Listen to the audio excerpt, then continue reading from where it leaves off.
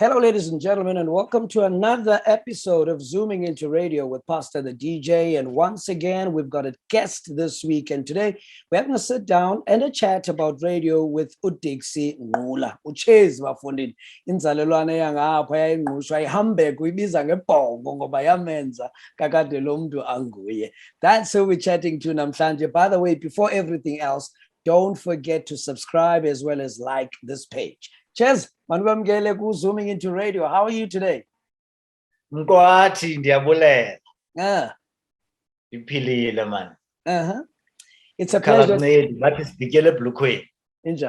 It's a pleasure to have you kule platform. I've had guests ngaphambili and yours akhangisokolise as much as ezinye zazo zifumana bayifumaneke. I'd like to thank you for availing yourself. Just nje olo hlobo ungakhange sabe siyasokolisana. But thank you very much for sharing your time with us namhlanje. First question. Why did you choose radio as a career? Because I'm looking at biography yakho and it says something about you having aspirations. Did we esikolweni and you did journalism. Did you see yourself as someone in newsroom or chasing stories, doing interviews? What was behind that decision? Okay, so Pastor, thank you for inviting me to your platform. I'm not quite sure how I earned the privilege to sit here. That's another story for another day. Okay, no, that's fine. So two things. I think in your opening remarks, one, why radio, and secondly, why would I go and study media? So I'm going to try and attempt to answer both questions this way, that I fell in love with radio and I think it chose me. Okay. At a time that I'd been sent to a technical school because my father thought I would study engineering. Okay. And there's a story behind that. I mean, I started driving tractors at home at age 11. Yeah. Okay. And if it's broken, I'd simply just fix it. And so my father thought, okay, this young man is showing us signs of where he wants to be in future. Okay. And so that's how I get sent to a technical high school. So that post that I go straight into engineering. But I guess fate had another plan that around the time I'm transitioning from primary school into high school. Yeah. There is the emergence of a new kind of radio in South Africa. And that being urban radio.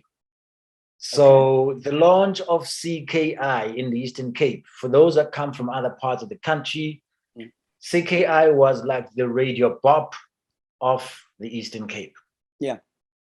Cosmopolitan in style, urban, and very different to what we had been exposed to prior to that. We'd been exposed to Radio Xhosa, which is now Mhlobo Wenene. Yeah. So just the delivery and the packaging of CKI was something out of this world. And so that's how I fall in love with radio. There are a few people there that heavily influenced me. Yeah. And I can delve deeper into that, but to link that up into how when I have to make a decision as to whether I go into radio immediately after high school or that I go to university, it wasn't lost to me that I certainly wanted to be a broadcaster that had gone to university, studied media. So the degree from Rhodes is not just journalism. So it's journalism and media studies. So I really never had an intention of being in the newsroom in the classical sense and chasing news and chasing stories. Yeah. It was for me to ensure that I have the correct foundation, having studied media, lay down the foundation so that when I start as an on-air personality or DJ or presenter, at least I have studied the laws that govern broadcasting and the ethics that accompany that. So that was the attraction for me. So I wanted to have a qualification. Okay, I got you. You spoke about influences earlier, and perhaps let's tackle that now. Listening to CKI, I'm sure there were voices that you listened to and you were like, I want to do this. I want to do this. Go banamazwi I inspire at the time. Awatsala umdla wakho for ba ungene kuyo irate. So I think in the early 1980s, I mean, I come from Hamburg, as you say. So Yep. Hamburg is a village right at the sea where the Keiskamma River meets the Indian Ocean. And those days, Hamburg was a little Monaco for the homeland government, the president, as well as the ministers. Yeah. And it really was a well-manicured holiday destination. And so you would often find that a lot of the DJs from CKI would come through. And we got to meet people like Brafix, someone like Figile Lubisi, who at the time was my favorite DJ. And then people like Senzol, Budzolisa Nyango, may his soul rest in peace. Those were people that influenced me in the early stages of CKI. And there were people like Patko, when he arrived at CKI, he arrived like a hurricane. You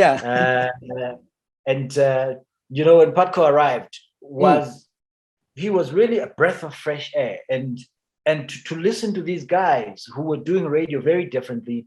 And sorry, I mean CKI was so CKI was packaging differently. They had jingles, they had drop-ins, they had stings, and Radio Xhosa at the time wasn't really doing those kind of things. You know, you had the old way of doing radio. Not that they were not doing great in their time, they were. But CKI was so fresh, was a breath of fresh air, and it also appealed to the younger generation. And I guess, you know, I was in that space where the way that they did things was pretty much attractive to me.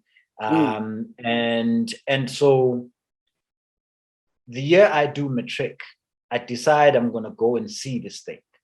You know? See it as in a studio. And visit a studio for the first time. So I talked to my friends who I went to school with. I said, guys, let's go and see CKI in Bisho. And we went. So on the day I get there, the story is that I arrive in Bisho on the day that Patko was being welcomed back at CKI. You know, having started at CKI, went to work for Radio Xhosa. Now he was coming back for the second coming at CKI. On that day, I get to chat to Butkid guy on air. And I'm like, this thing is not as scary as I thought it would be. And I'm actually kind of liking it.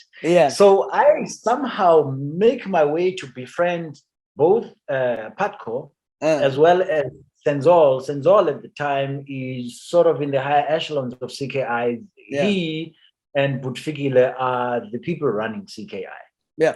And I said to them, look, I'd like an opportunity. So they say, sure. When do you want to start? When you finish matric, you can come through. So I'm like, okay, so that's happening quicker than I thought. And having never been on radio before, and did they even say, show us what you got? Just like that, it happened. So the little time I spent there, well, you know, you remember those days when you visited a radio station, they would bring you in the studio, you give shout outs. So I got an opportunity to introduce some songs with the kid, and I was really vibing and loving this thing, you know. And I don't know if they were listening while all of this was happening, but I got the opportunity to go back and hang out in the studio with Patko. And he was loving what I was doing. And we started an amazing relationship with Patko Mafana.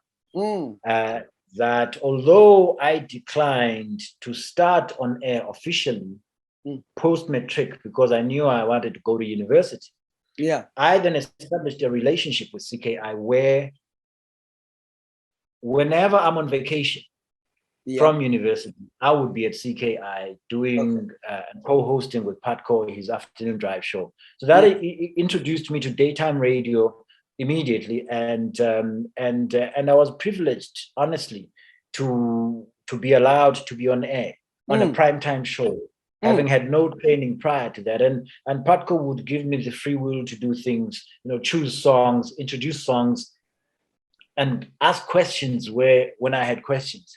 So it became a tradition that when I'm off university, I'm at CKI. So that's how my relationship started with a professional outfit like CKI was then. At Rhodes, were you involved with campus radio for your training, preparing you for the CKI? So, Pastor, when I arrive at Rhodes, you arrive at university, there's orientation week, and I mean, I wouldn't lie here and say I knew there was a campus radio station, because my focus was my studies. Was to get in and all of that. So, orientation week, I discovered there's a campus radio station. I mean, I don't know, I nearly damn well lost it that day.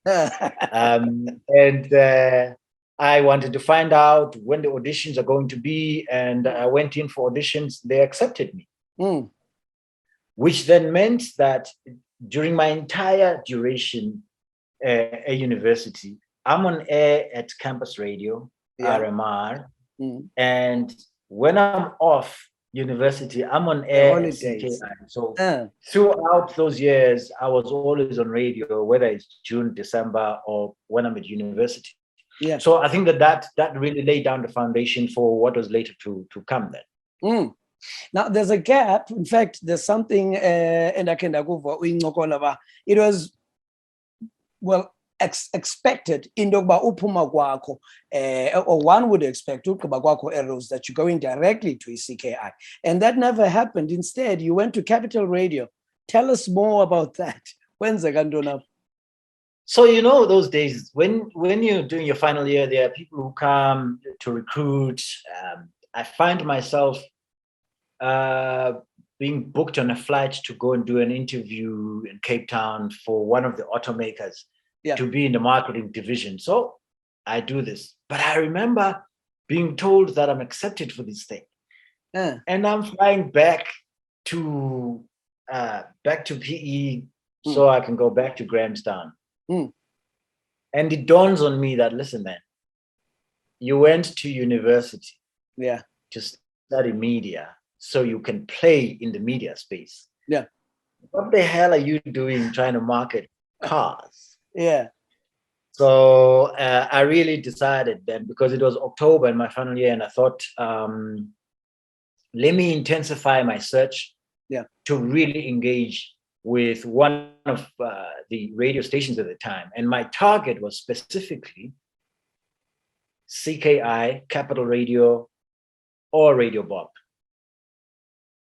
And I was clear why I chose those stations. And out of the three, in spite of the fact that I'd had a long-standing relationship with CKI, but now I want to officialize things. And so Capital calls me mid-December. And they say, come through for a week. We are going to train you and audition you. So I'm like, okay. They're not confirming a job. They are confirming a training week, which would be taken as an audition. At the end of that, they'll take a decision. What's the deal with you and CKI at the time? Had you started already? Cool. No, nothing is happening. Remember, it's December and I'm sort of in limbo. They haven't said anything officially. So when this call comes through from Capital, first thing I do is to dump the job I'd been accepted for, because I was due to start there, I think 15th of January, the following year. So I then say to them, listen, I have to decline your offer. And I had to decline that job just for an audition. So that was brave. That was. I felt I couldn't fail an audition. I mean, I'd been doing radio. How am I going to fail an audition? And little did I know that Capital Radio was going to put me through a boot camp of training. And I was learning new things that I hadn't really picked up on and they were picking up on the bad habits. You know, they had to really take the bad habits out of your presentation style, out of your delivery, and all of the basics that one needed to have. That foundation was now becoming very, very important. And I remember in the second day of that training thinking to myself, what the heck am I doing here? And I found guys there like Just Eyes, Kenny Maestri, who'd gone through that training themselves, doing some amazing things. And I was fortunate enough, to cut a long story short, that what Capital was doing was to put me in a studio and say, you're doing a 3-hour show. Yeah. Go. And I would do that, come back, they look at that, we do a snoop session, they say, improve this, improve that, you need to get rid of this, and this is how you should be doing things. And I was really being schooled. At the end of that week, I saw a ray of sunlight on a Friday when they said to me, okay, overnight, on Saturday morning and Sunday morning, you're going to do a 3-hour show. Okay. And we shall see you on Monday. Is this a job offer now? Those 2 shows. No, we'll see you on Monday, listen to those 2 shows and see if there's been improvement, and we'll make a decision. Some more training, eh? Well, now it's live. It's no longer just in a production studio. Yeah. So, and those days they were very strict about training, Pastor. I mean, I promise you, the things you have to work with, my brother. Backlink, intro a song, time check, your name, station name. You are going to present those things. Yeah. In every different way you can think of. For 3 hours. For 3 hours. After your... We don't want to know about your personality. We don't want to know about the weather. We don't want to know if the robots are working. We don't want to know nothing. We just want to hear that you have the ability to backlink these 2 songs in a different way from saying Brenda Fassie, prior to that, Yvonne Chaka Chaka. Could you backlink 2 songs and not use the same formula, same words? You know, so what they're trying to do is to make sure that they get rid of cliches in your speech, they get rid of redundancies in your speech, they get rid of repetition in your speech, they get rid of all of the unwanted excesses, the word economy, and really just deliver the message in the way that you and I will talk, not the nonsense that a lot of people do out there when they just like, you know, delivering links that absolutely make no sense. And you're just like, these people don't know the beginning and the end. Yeah. So those are things that I really, really picked up at Capital. And it's the reason that I call Capital Radio the Oxford University of Radio. Because they were that to me, and they taught me that. So when CKI then came to recruit me from Capital, because now they're like, oh, this young man is blowing up on the other side, come home. I think I then had developed the confidence of knowing the CKI market, having had the training at Rhodes Music Radio, and also having picked up, I think the high level training that I got at Capital. Combine all of that, and I was ready for the drive at CKI. So the first show you got on CKI, straight to drive. Yes. I wasn't complaining. Yeah. But how much time did you spend at Capital? For how long were you? I spent 6 months at Capital Radio only, and the reason for it was that I started February 1, 1994, and I think by month number 3, CKI was going through its own changing the lineup and all of that, and they were obviously looking around, and then they discovered that this guy is actually at Capital. And at Capital, I was co-hosting as a contributor on the breakfast show, but also owned the weekend breakfast. So I was working 7 days at Capital Radio. And so when that happened, I knew that I'm going to jump at the opportunity. So it took us another 2 months to conclude a deal with CKI and just to work out what slots I would be doing. And I made the jump. You know, it actually takes my mind back when you say because CKI was going through changes, and I think that's when I fell in love with the station now. I was in high school at the time, if I remember pretty well. I was listening to radio 24/7, by the way. In fact, if there wasn't a class eqhubayo, by break, I've got a stereo sound, I'm listening to a radio, get headphones during break and whatnot. And that's when I fell in love with the radio. Lo minyaka yo 94, 95, and that's when you guys joined in. Now, it was even a bonus for me when we farewell to grade 12. The teachers decided to invite me, Nani Ngabasasazi from CKI, just to give a pep talk in Jakarta about career guidance and whatnot. You know, when you guys walked in, I made my decision there and then that I hadn't decided at standard 9, but when you guys walked in, I was like, yeah, no, this is what I wanted to. And so Sure, man. It takes me back to Oloma Kleshalau, and I never looked back ever since. This is only because CKI had a formidable team at the time. I'm remembering Gokwama Kamafana, Shami was there at the time. Ian Segola was there at the time. Then there was yourself. Evidence, excuse me. Evidence had just left. Evidence was part of the previous regime. Okay. And they left at a similar time as Bob Patco and so there was that a bit of a lull. Yeah. And when Tembegile came in, and Tembegile Ndlovu had a particular vision for CKI, brought in new guys. Ian Segola was doing the breakfast show. Shami, you would know him. He's a good friend of mine. He was doing 12 to 3 afternoon. I would come after him on the afternoon drive. Mr. Zoggs as well was there. Mr. Zoggs. Mr. Zoggs was part of the generation prior to mine. Oh, okay. He's part of the people that really influenced me. Mr. Zoggs, Patco, Evidence Camp. There was a white guy as well. I'm just forgetting his name. But CKI was really starting to mix things up in a beautiful way. And so that whole cosmopolitan thing about it was beginning to work. But we had a stellar lineup, which was challenging the big guys on national radio. So we were quite happy to do that. What do you think Ella Clash and Vision Mr. Ndlovu made it work more than anything else? As someone who was part of the team, why do you think those years were the glory years for the CKI?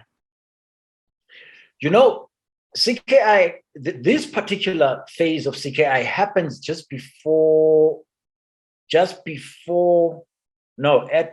the transition to democracy. And it happens at the time that I think we were beginning to find our feet as a new democracy. And so we were beginning to find new expressions, new ways to express ourselves in a post-apartheid era. The freedom to say the things that we wanted to say, the freedom to express ourselves, the freedom to represent our people. And I think that it was a special moment for that reason. But CKI, as well as all the other homeland radio stations that have made an indelible mark and contributed to the introduction of urban radio in South Africa, your Radio Bob, Radio Tohoyando, Capital Radio, and CKI itself were struggling because the new dispensation meant that there was going to have to be some shifts in terms of its ownership. It would then be owned by the SABC. What was the SABC going to do with CKI?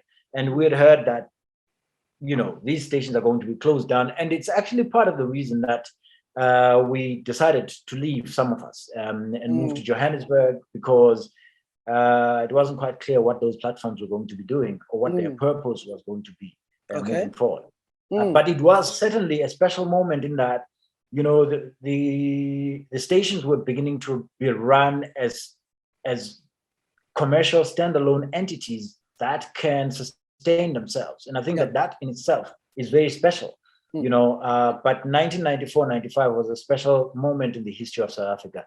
And I'd say to you, if you were on air at that time, it was really an amazing Yeah, time it was. to unlearn something and learn new things. It was great indeed. I've just remembered the name of the guy, the white guy we're talking about, Will. His name was Will Granzier, right? Yes. Yeah. Yeah. Yeah. Will. So yeah. And he would come on at night, and he was also doing a countdown. Because and I've always loved countdown shows. I never really stayed officially on a countdown show, but I've always loved countdown shows. And he really got the countdown because it's a special type of delivery. He was great at it.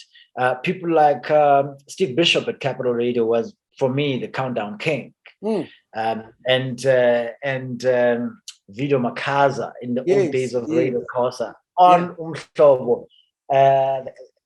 So those are the people that we really learned a heck of a lot about how to present 40 songs that a lot of people already know what they are. But you just have to make them sound interesting. Talking about your programs, you've done your afternoon drive. Ever did a breakfast? And what else? You never did a chart show. I did a chart show at Metro. Okay. After Ernest Pillay left, because he was part of the generation that went to start Kaya. And I did a little stint at Metro, hosting their countdown, and then that's before I left Metro for 5. Yeah. So, and I love countdowns. I would do them today if I could. Let's talk about your move to Johannesburg. Now, the uncertainty whether the dishes is SABC is taking them over. Jalonja. Moving to Johannesburg, obviously you had to make a decision. 80. This is where I want to go. And for a lot of people, it's always a difficult market to crack when it comes to radio. Not unless you're kicking some serious butt where you are, for them to know who you are, and forward. That transition, moving from the radio station at Semakai to a Gauteng, did you have to send out demos? Where did you go? Any rejections? As well? No, I think, and I don't want, I'm trying to stay very modest here. No, look, when I was doing Drive at CKI, obviously the guys that you compete with at national radio know who you are. Particularly if you're punching a hole in their own shows. Yeah. So when someone's sitting at national radio, I mean, you host a breakfast show on Umshop, but if suddenly your numbers are down in one province, you're bound to know what the reason for that. What's going on there? When's the Gandun? Yeah. Someone is punching a hole in your time channel in that province. So I think that the guys who are on air would have been aware. But I'd also befriended the late Bob Mabena around about the time that he was really blowing up as the best drive DJ in the country. Yeah. As the busiest on-air personality. I had a lot of time for him. At the time that he was starting to race cars, we were chatting a heck of a lot. And I had decided that, whether it's Metro or 5, I'm going to get in. And then I had a lucky break, having come to visit a friend in Johannesburg. SAFM were looking for someone to do a morning show. So I went in, did a deal, and October 1995 was in Johannesburg. And I delivered a morning show on SAFM at the time. I knew that I'm not quite the news person, because I'm thinking formats now. What format were they doing? Were they still doing news at the time? No, they had some music shows. So you had a sort of a music lifestyle morning show. Okay. And I was quite happy to do that. And their breakfast would start late, so I was sort of pre-breakfast, which ended, I think, at about 7:30 or something. I mean, their breakfast started at 8 those days. So you pretty much were part of sort of the breakfast slot being broken down into 2 shows. Did that, and I knew I wasn't going to stay too long, if I'm being frank with you, because I wanted to be on commercial radio. Yeah. And I knew that that's where my calling was at the time. So I came in, took on SAFM just so that I can pay rent. Yeah. And the most amazing story is that I started on a Monday, obviously. By Wednesday, there was an article, New Morning Presenter, SAFM, and from that article, I get a call from television. What? That they are looking for presenters and all of that. And that's really how I joined television. I never went looking for TV gigs because radio was always my thing. So that was, I guess that was a really, I was blessed in that moment. And I really, truly appreciated it. And so it gave me the freedom to do the things I wanted to do. Immediately, I came into Johannesburg. And then I focused on trying to get into either Metro or 5. And you know, I knew that I had relationships at both stations. Whichever one comes first, I would take on the challenge. I wasn't too worried about 5. I had sort of worked closely with 5FM when we were still at RMR, because 5 and RMR would do a special project for the Grahamstown Arts Festival called Festival FM. So they knew me from that. And I was used to formats that are pretty close to what 5FM does via RMR and via Capital Radio. So I wasn't too worried about whether I could be able to service that market or not. Understood. Let's get into the business of radio, because I mean, looking at your CV, and a lot of people would know this, that you have been involved, even Kwizintos are behind the scenes. And for those that didn't know, you at one stage were general manager for Radioheads. What did you guys do at Radioheads, Kanye Kanye? What exactly was your line of business in radio?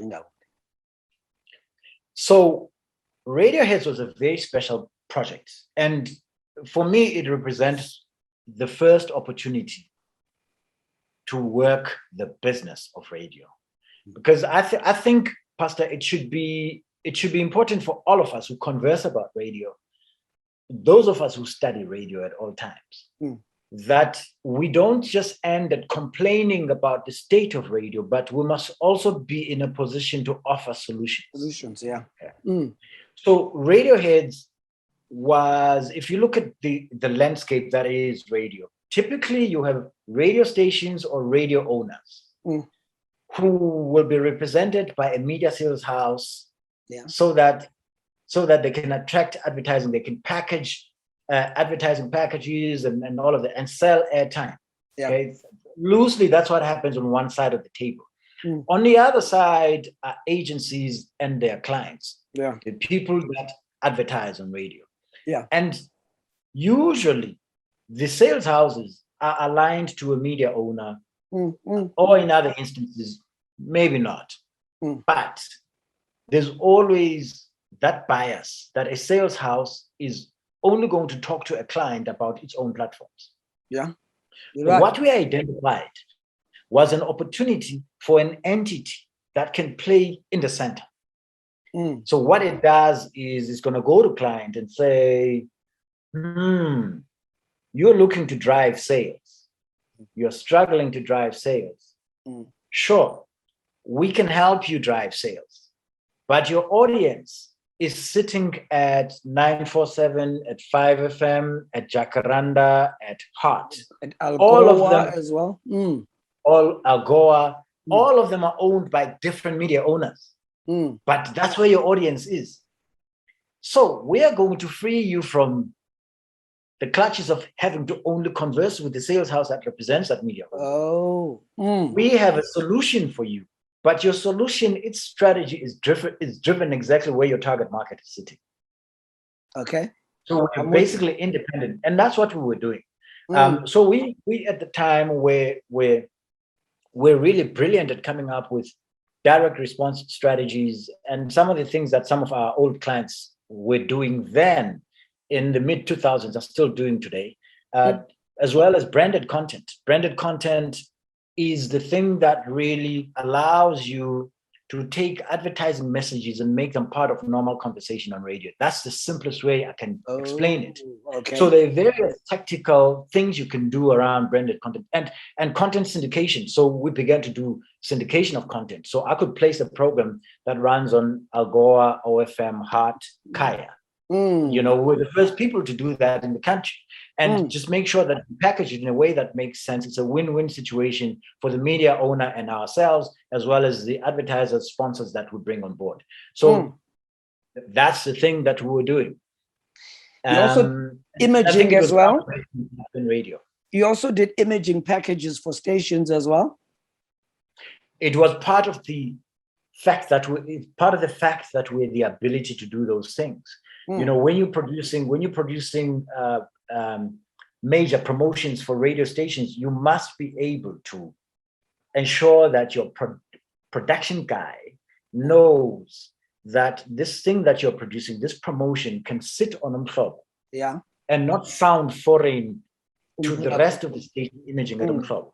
Or if it's at Metro or 947, it fits in. And it fits in with the way that they do things, because that's the important thing, is that advertisers want to be part of the conversation that's already taking place. You have a great conversation in your breakfast show. There's an amazing relationship, a trust relationship between yourself and your audience. The reason the advertisers are on your show, they want to be part of that conversation. So we were making it easy for advertisers to be part of conversation, of normal conversation on radio. Do we still have entities as Fananezio on radio currently? In various forms, they're there. I don't believe that they're punching at the weight, they're punching at the level that Radioheads were punching at. Okay. We had amazing relationships at radio stations. We could do things that no other agency could do, right?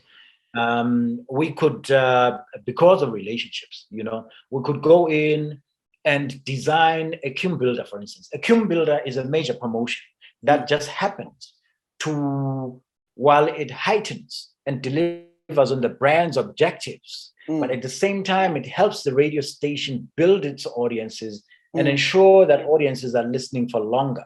That's time what spent listening. TSL, time spent listening. All radio stations are fighting for time spent listening. You want to increase it, because if advertisers see that listeners spend more time on your show, they want to be there because the chances of their ad being heard are greater. That's what all stations are doing. So when us as Radioheads, we design a Cum Builder and we bring it to a radio station and propose it and say, we already have a client that wants to be attached to this. And I'll make you a simple example. We run a Cum Builder sponsored by City Press on Metro. Okay. City Press wants to make sure that that Cum Builder has a circulation driver in it. So all listeners are listening because there's a great prize coming up. Okay. But at the same time, once they're on air, want to make sure that they have City Press with it. You understand what I'm saying? Because the answers are in the paper. And this thing is running for 4 to 6 weeks. And it's driving people crazy because the prizes are that amazing. So what you've done there is to deliver on what the client wants as well as what the radio station wants. So we were very good at marrying both the media owner and the client's objectives. I get you. Who do you think is doing it right on radio at the moment? Let's talk about stations and not individuals right now. I'm going to say one thing, that see where I was sitting at radio as a managing director at Radioheads, right? We were custodians of the brands that we represented. But at the same time, we were conversing with all of radio in the country, all of it, community, PBS, ALS, commercial. And so we were sitting in a privileged position of seeing the different sales strategies and how each media owner packages opportunities. And I think that in my time, I would say that the Prime Media Group were ahead of their time, you know, in terms of packaging to make sure that they're making huge profits out of radio stations. And you know, even if you look at their annual reports as companies, those are the most profitable companies and radio stations that are functioning at this point. And the reason for it is simply that they have mastered the art of building value in their platforms, quantifying that value, because their audiences are the currency. and they've been able to package that in a way that ensures that when you place an ad on their radio stations as an advertiser, you are going to get your return on investment. I think that if you look at the Prime Media Group, it's done well in terms of that. And I think if you look at even stations like Jacaranda, the Bajaso Group, AME doesn't do too badly. They do very well. They're listed entity. They own your Algoas or FMs. And these are guys that are really at the top of their game when it really comes to monetizing radio. I don't want to ngathina ndifuna ukukhokelisa i-race kulo mbuzo wam, but we cannot speak ngale nto ugqiba uthetha ngayo without looking at the difference in color, because ekugqibeleni njengoba ndisela ndifuna ukukhokelisa umbala at the same time ndiyazicontradicta kwamna. When you look at listenership ye 94.7, when you look at Jacaranda, Algoa, it's no longer for skin color esithile. The audiences are mixed nowadays. Uthethe value for money xa umuntu esiya kwezi stations sithetha ngazo, while on the other hand you have African language stations. I'll make an example of let's say a German car manufacturer that refuses to go advertise on a certain African language station simply because they believe, nah, we won't be talking to our target audience. Yet when you look around, these German cars are Black people. Again, I'm not making this about race, but rather how intricate these markets have become for Isdishi and also for the advertisers as well. The game has changed, obviously. Yeah? So I'm going to answer that question, Pastor. This is exactly what's happening in the scenario that you raised. No, it's not a black or white issue. So previously I spoke about the media owner being able to package their platform. Yeah.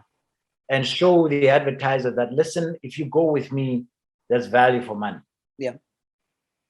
Now, to answer your question direct, why is it that a German car maker is not on Umhlobo with all its big numbers versus Algoa? So let me talk to you about specifically where you sit. Umhlobo versus Algoa. Yeah. Let's go there. So the German car maker says, okay, the people that can afford my brand are LSM 8 to 10 Black.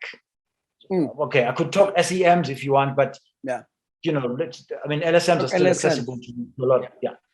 So if we say LSM 8 to 10 Black, what the strategist is doing is to look for where is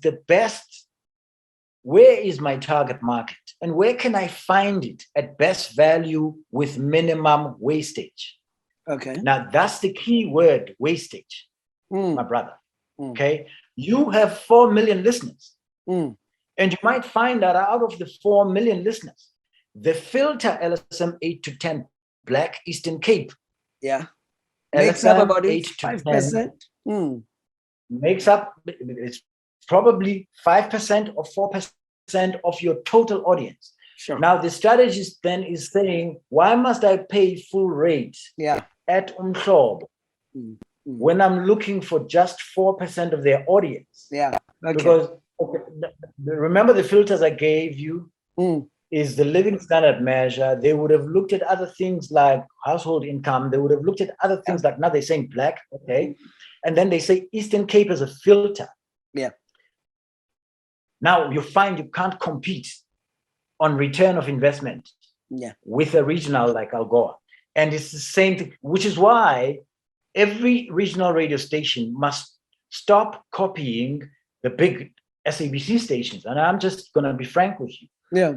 If I launch a commercial radio station in the Eastern Cape, but it's there to reflect what Umhlobo does, I'll be dead in the sea. Yeah. Dead in the not water. going to work. And the reason for it is that I will have too much duplication with a bigger radio station, meaning I'm no first choice of anyone. And I haven't defined a specific unique selling proposition to put me in a place where I deliver a unique audience, Yes. where I am an authority, where advertisers know they will get a return on investment. So that's what it's about, really. It might sound like a long-winded answer, but really where it is, it's when we begin to say, let's drill down on the numbers. And that's what the strategists are doing who are marketing that German car you're talking about. And that's the reason, Pastor the DJ, that those guys are on regional radio, but not on your station, you know. But you may find that even on your station, they may find that there are specific shows. If you have a business show, I'm just making an example. Yeah. Where those numbers, because you must remember that Umhlobo, for instance, programs as a public service platform, programs from cradle to grave, there's too much, the gap is too wide between the youngest audience and the oldest. And these stations that we were talking about are commercial, they've cornered a specific part of the market. And that's what advertisers want. Your opinion on radio currently? My opinion on radio, I think, I struggle with radio, Pastor. Do you even listen to any radio? You know, when I stopped doing radio, I said, and I think I can rethink that statement, but I loosely said, I'd come back if I hear someone on air who makes me want to come back, who makes me miss it. Okay. Of course, I was being brash and I was younger. I'm wiser now. No, I would say that there's some good radio happening. You must remember that the different clusters and different clusters of radio, they all do different things. Yeah. You guys are doing public service work that commercial stations cannot do. Commercial stations are in the business of delivering audiences to advertisers. It's as simple as that. It's about the bottom line. Yeah. And in the quest to do that, there are some mistakes that are being made, that people can sanitize radio, and when it has no soul, it's a problem, because radio has always been about connecting with audiences. It was called the theater of the mind those days. Now there's cameras in the studio, so it's no longer the theater of the mind. No, not necessarily. But I can't say that all of what's happening on radio is bad, because commercially speaking, radio is doing well, you know, and it's had its challenges due to COVID and all of that. But generally speaking, we are maturing as a market, as a radio market. We've learned some things, there are mistakes being made, but we can do a lot to improve the on-air delivery. Okay, we can do because that's where the product is.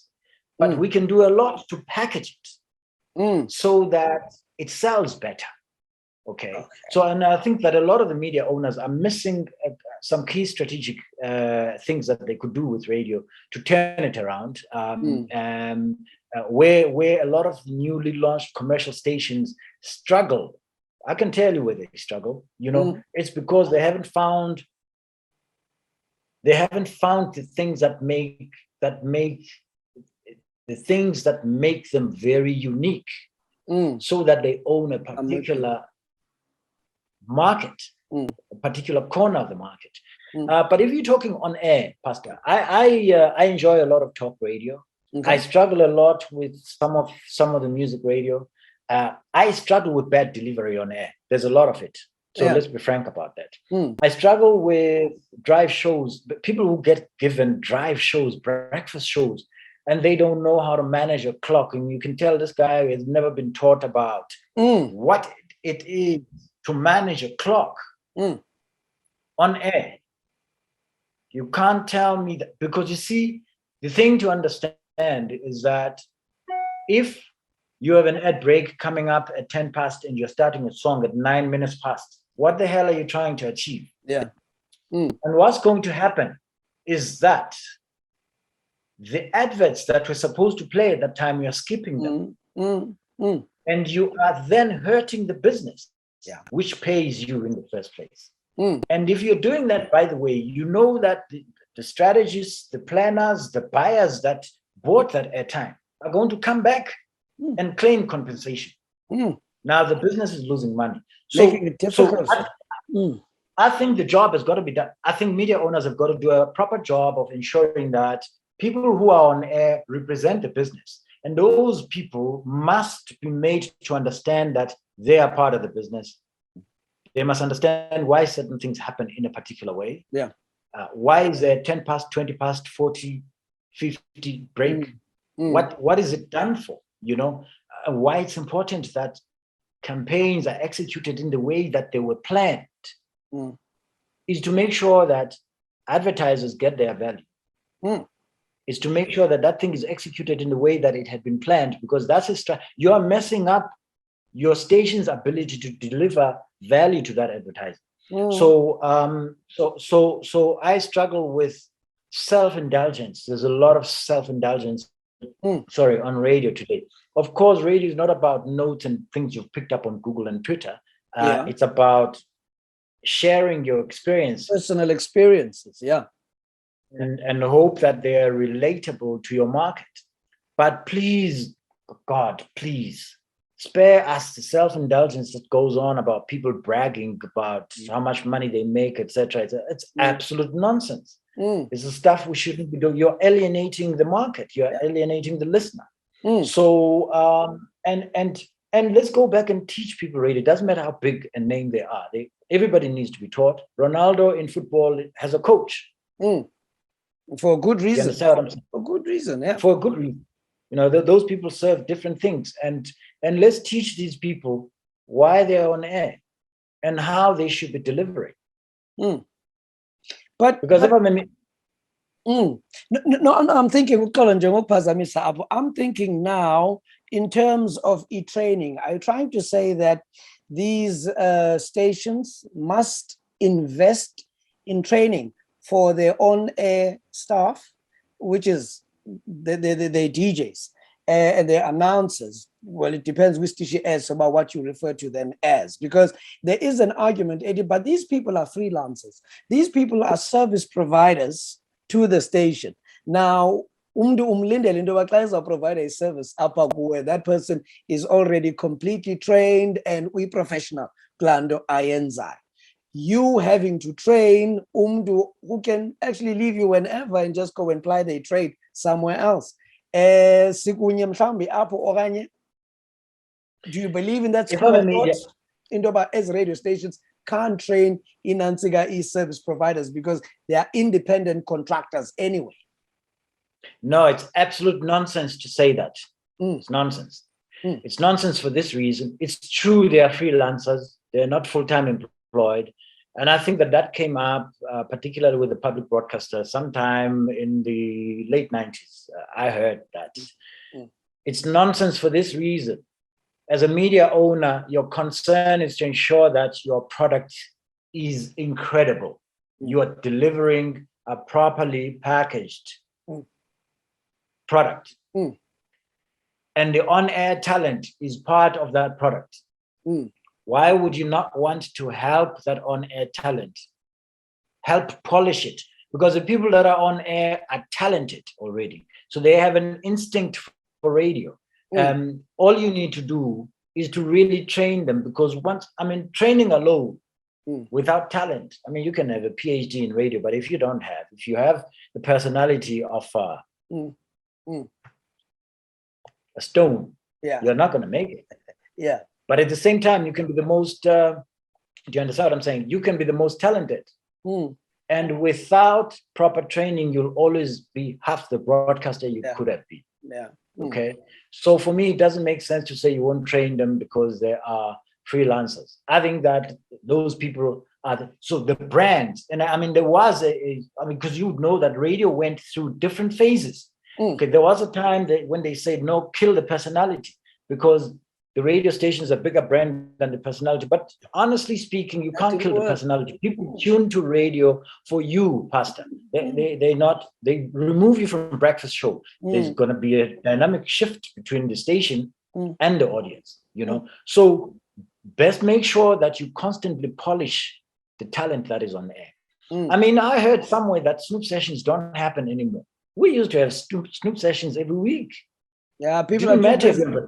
People are too busy for Snoop sessions nowadays. And people You're kept a breakfast show feeling. host. You, as a breakfast show host, you're supposed to have a Snoop session every day, my Every brother. day. Mm. Yes, every day. You know, and because it's not to say all of a sudden you don't know what you're doing, but it's really to refine the product, constantly improve it. And that's why football players are pitching up for training every day. I mean, why wouldn't you do that for your on-air personality? But what happens when your line manager knows nothing about what you are doing on air? Because then the line manager shouldn't be there. The line manager shouldn't be there. I'm sorry. Look, I will say to you that programmers must be people who were on air before. They must know exactly what it feels like to talk about not crashing vocals. What do we mean by that? What it means to, let me say this to you. Presenters on air today, a lot of them don't know when you can use a sting, when you can use a donut, when you can use a jingle, when you can use a cold drop. They don't know the difference. People are just hoying, playing. Okay? There's a difference. There's a time and place for each of those elements. Yeah. That imaging is the thing that holds everything together. It creates a gloss out of what you do on air. Yeah. And how you play those elements and how you use the calls that you receive. And I mean, all of these things have got to be workshopped all of the time. Yeah. You know, so I would say we have to pay particular attention to training people, program managers. God, please, let's have program managers who have experience being behind the microphone, know what it's like to be on air. Know the. I mean, I'll tell you now, Pastor, that having worked, I mean, at 5FM, I probably did every show midnight to midnight, Sunday to Sunday. Yeah. Okay. And I know the difference, the pressure of managing time on a breakfast show. When it's not your show, you're always running out of time, particularly because you're not used to it, you know? And the reason for it is that you want to do the right thing. So you have to be constantly competitive with yourself. How do you better this next link? How do you ensure that this link you're doing now is better than the previous one? This show you're doing today must be better than the one you did yesterday. You know, you have to constantly challenge yourself. We had camaraderie on radio, so I don't. And I was hoping when you said let's have a conversation. Yeah. That I don't come across as some old guy who's complaining that the new people on air are doing crap radio. That's not what I'm suggesting. I'm just saying that let's help the talent. I've said these people are talented. They have the instinct for it. So let's improve them. You know, what do we do with management? Management, please help people who are managing talent to understand that they're not there to compete with their own personalities. No, it's not about that.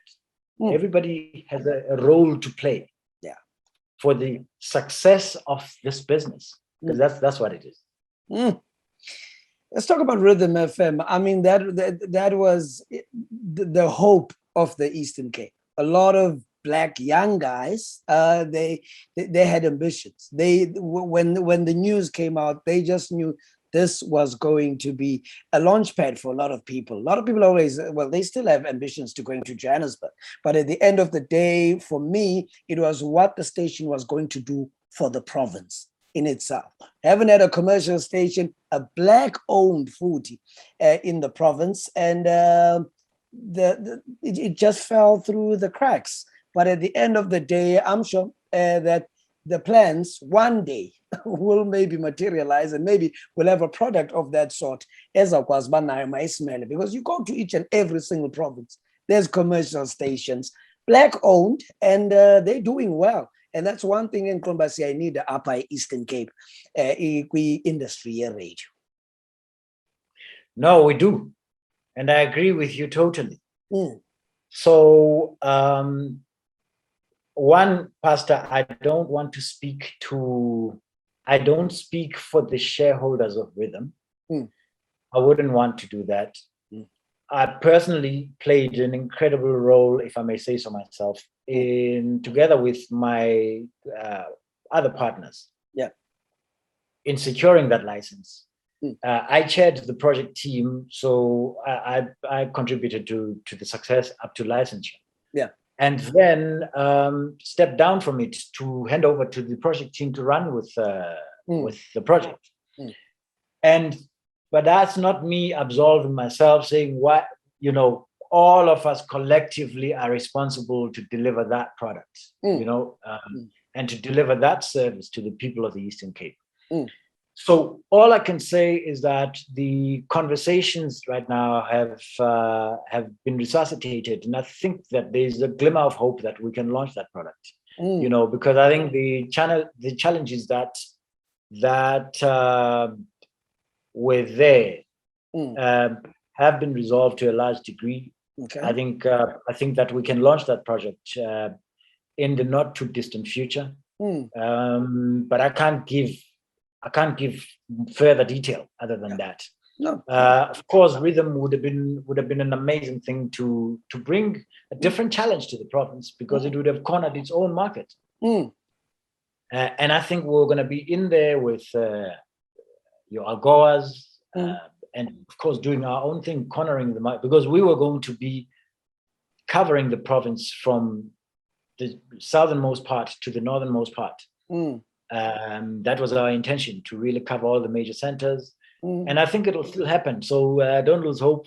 And to the young people of the Eastern Cape, it'll still come. And I think it's going to be doing things slightly differently. The Eastern Cape is rich in heritage. Yeah. It's not called the province of legends for no reason. Yeah. It's contributed to the politics of this country, to the way this country is governed, to the economy of this country in terms of industrialists, to the entertainers, in the music industry, to the sports entertainment. It's contributed in every sector you can think of.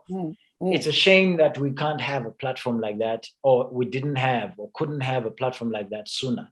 But I'm dead sure that it's going to happen. Obviously, playing in the space of being urban, Black-owned, obviously your LSM will be a bit higher.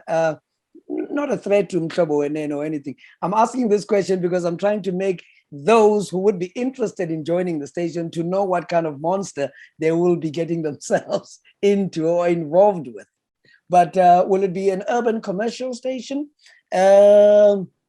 Probably on the level of the likes of Kaya FM, age-wise? Any clues on that you can give us? No, look, I mean, I'm not going to say here it's a secret. Yeah. I mean, if you really want to look at what market we're going for, ICASA is the regulator. So for you to get a license, you have to go through a public process. Yeah. So the documents are public, really. And so we wouldn't hide who we would be going for. And you're right in the way you characterize the station itself, maybe benchmark on Kaya, because that's where we would be playing. Okay. And we'll be looking at that market. That's a market that has disposable income. Yeah. And we would have done a proper study, and you know that. I mean, in order for you to get a license, you must prove that you must prove your business case for what it is you're proposing. And we think that it would work in the Eastern Cape. It would work in a way that doesn't necessarily cannibalize everyone, but we believe there's a huge market in the Eastern Cape that doesn't really have a home. They're part-timing. They have to listen to a lot of national radio just to find something that they can relate to. And who would have closed that gap? Dicksy, I have to thank you for your time, man. I saw this, baby. This was quite insightful. I'm more than humbled just to have this time with you. Obviously, there are so many things that need to be discussed and so many other things, conversations that need to be followed up on and the state of the radio industry in the country, and more especially for the province as well. And I hope those conversations or with other people other stakeholders zawuqhubekeka for the development of radio nje in the province, more especially. Sifuna ubona more people being exported by the province to ezinye provinces and making big names for themselves and representing the province. I mean, abantu abafana no Anele are still doing us proud right now, and other colleagues on national platforms. But I think ininzi talent apha, they just need the proper guidance. And I think abantu abafana now, as you have spoken namhlanje, siyabona ngoku into yokuba esi sisele senyathi singuwe, kuyanyanzeleka into yoba kwafuneka sisondeze sizosenga ulwazi apha kuwe. But ndiyakubulela ngexesha lakho. Watsho kamnandi mhlekazi. But I just wanted to say that just the one point I would want to make is that it's not doom and gloom. I think radio is doing well. It is the most adaptable of all the traditional media channels.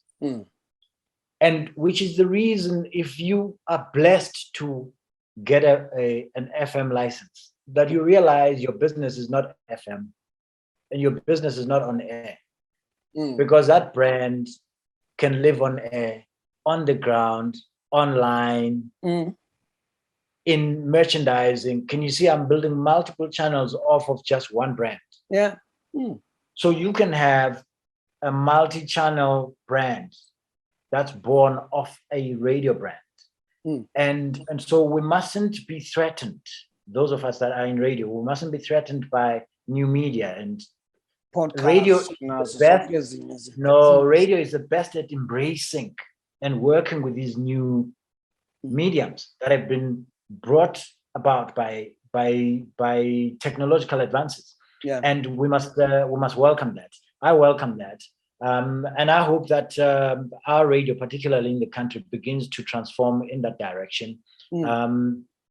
Other than that, this is my first love, Bra, if I can just be totally honest with you.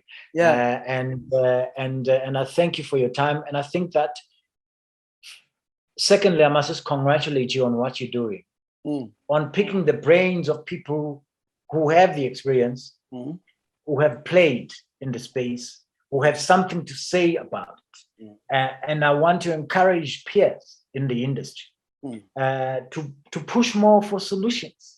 Let's offer solutions. You know, it doesn't help to just complain and not offer solutions, because everybody can identify a problem, but the real challenge, and we must demonstrate leadership and offer solutions, because that's where the real challenge is.